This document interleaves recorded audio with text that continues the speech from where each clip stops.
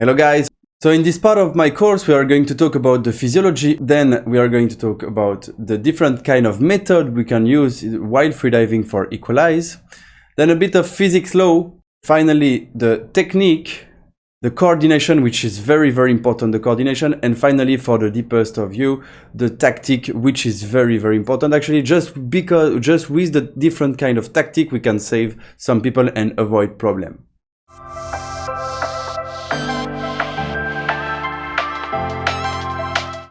So just before that, I wanted to present a bit more about my experience. So my name is Max Gardin, I'm 31. I've been practicing freediving since 10 years. I had luck to finish 10th in World Championship in 2017.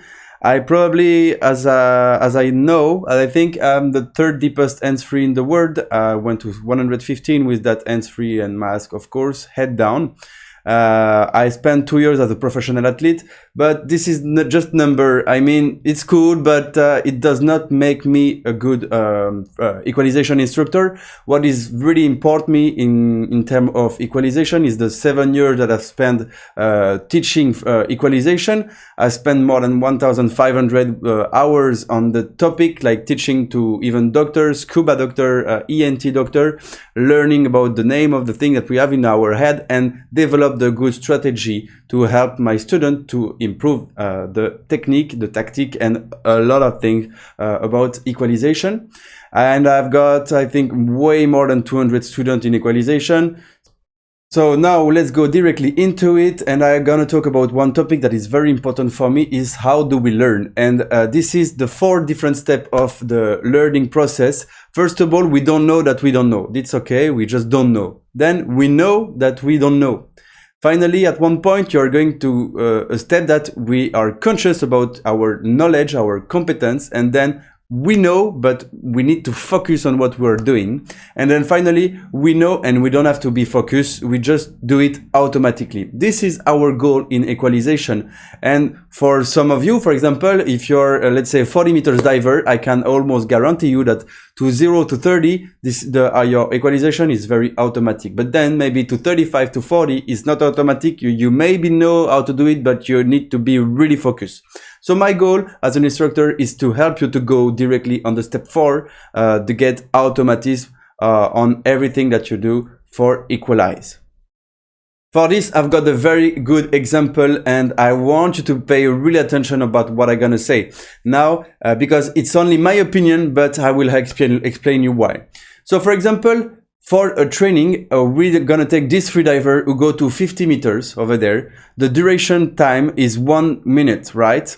And we're going to talk about the effective working time on equalization. So people think it's very interesting to work on equalization underwater. I'm not agree at all.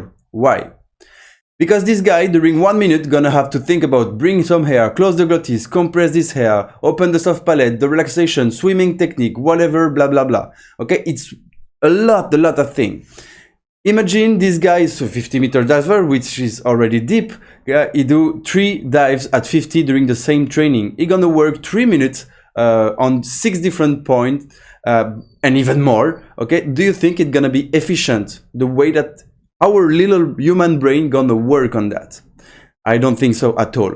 But in the classroom we can play, if we want 2 hours on the same pole. For example, if I see that you have a glottis problem because you swallow the mouthfeel at 52 meters, for example, or if I see that you are blocked at 34 meters because you cannot bring air anymore in your mouth, then we can work 2 hours on that if we want. You know what I mean? So this is a different sequence of learning process. So we just take out one point, we work on it, we fix that, and then we go on the other one.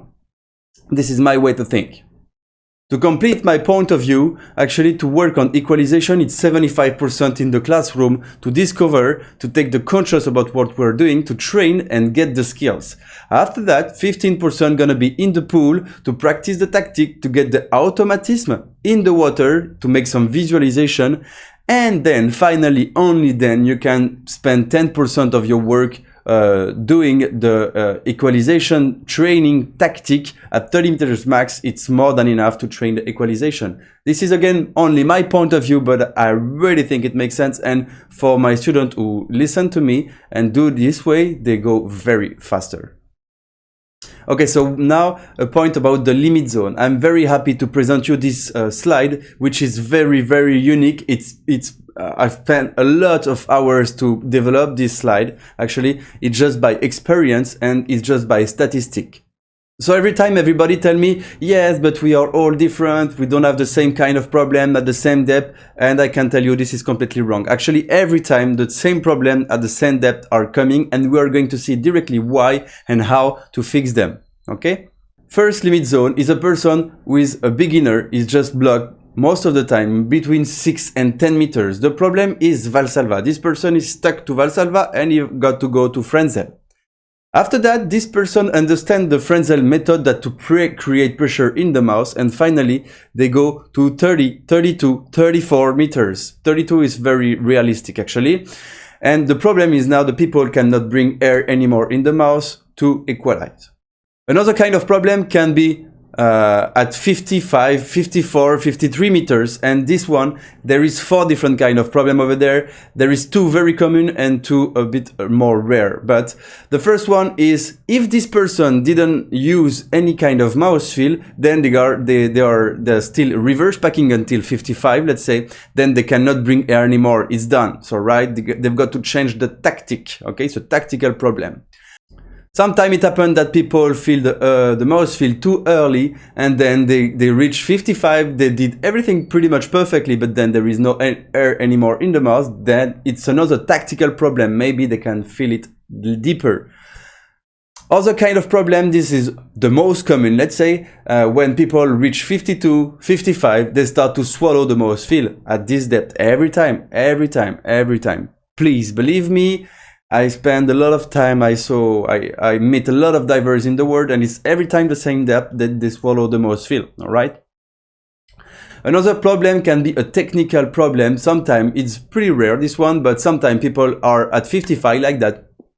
They have air in the mouth, but they cannot use it. They don't know how to use it. They think it's the soft palate who is blocking the air in the mouth, but most of the time, believe me, it's wrong, and I can prove it directly now, because look at that. Okay, so it's not my soft palate who is blocking the air, because I can still breathe through my nose. So it proves that it's something else who do the thing, right? I let you guess. Other kind of problem, and it's gonna be again the same one. Between 70 and 80 people continue to swallow the MOUTHFILL. There is different reason why at this kind of depth they continue to swallow the MOUTHFILL. And then there is another kind of problem, the last one that freediver meet sometimes, and it happened a bit deeper, like 90 plus, 100 plus, we can say. And this is the last problem that we can meet, because most of the time this kind of diver already solve most of the time all the problem, but this one sometimes happen. There is another tactical problem, no air anymore in the mouth, and then they cannot equalize anymore. Why? Because they just did everything perfectly, but maybe the tactic is not good, and then they have to fill deeper or refill deeper and to have enough air to equalize until the maximum depth, okay? So very, very important point now about the Frenzel method, and I want to be very, very clear. Frenzel, it's only 2 different things, okay? Frenzel is to bring air in the mouth and compress this air, or to bring air in the back of the mouth, we can say, okay? It don't have to be over there, but it can be on the back, okay? The question to do a Frenzel is how deep and how do you gonna bring some air in your mouth, and how do you gonna compress it, and until which depth again, okay? Because there is 6 different methods to bring air in your mouth and 6 different methods to compress this air. So now the different tools of the Frenzel method, very, very important. This slide is huge, is super important. So like I said, every human to equalize need to bring some air in your mouth from the lungs, okay? This is I call it the exhaling skills. There is 6 different ways to do it, okay? Then to keep this air in your mouth, you need to close the glottis. If you don't do it, then the air is gonna go back in the lungs. This is simple, open or close, right? The third step is how to compress air in your mouth. There is 6 different techniques to compress this air in your mouth, right? And finally, to let this air goes into the ears and the sinuses, your soft palate have to be open, right? This is simple as that as well, open or closed, but you need to control it as same as the glottis, okay? This is a very, very important step. Now we're going to talk about the blocks, the different way to compress this air in your mouth. So I'm happy to present you this slide. I spent a lot of hours to draw it on my computer as well. So in my course, I've got some different animation about these 6 different blocks. Maybe you know pretty much the T and the K and the H, but there is as well some way to compress this air with the cheeks, the jaw and the head lock, okay? They have different results and they work with different amount of air, okay? I go more in details in my course, of course. And now for some of you who ask me about the hands-free, how to do hands-free. And I want to be again very clear about that. And this is very synthetic, very simple, right? The 2 first steps are the same as Frenzel guy, okay? Because we are all human. We need air to equalize our mask and our sinuses and our ears. So we need to bring some air in our mouth. There is again 6 different techniques. Then we've got to close the glottis. If not, the air go back in the lungs as the same as the Frenzel. The only 2 difference is the 2 last step. We have to open the soft palate, okay? But then there is no need to do pressure. We just open the Eustachian tubes to let the air go to the ears and the sinuses. This is the only difference, okay? We don't need to do pressure. We just open soft palate and Eustachian tubes and the pressure is balanced by itself. And now I'm very happy to propose you a decision tree that took me a lot of time as well to take out of my brain to do it. Okay, so just imagine you're still in your dive now and you don't have air in your mouth because it's the first problem, okay? We're gonna go on no. So you don't have air in your mouth. Why? Did you swallow it? Okay, answer, work on your glottis in the classroom. Did you finish it? Okay, maybe, yes, so tactic adaptation, work on the tactic in the classroom. If you're still in your dive, so you are like 30, I don't know, whatever the depth, no, you don't have air in your mouth. It is possible to reload, no, so too bad, go back because you don't have air anymore. But if it's possible to reload, yes, but how? Which one of the 6 techniques you are going to use to refill your mouth?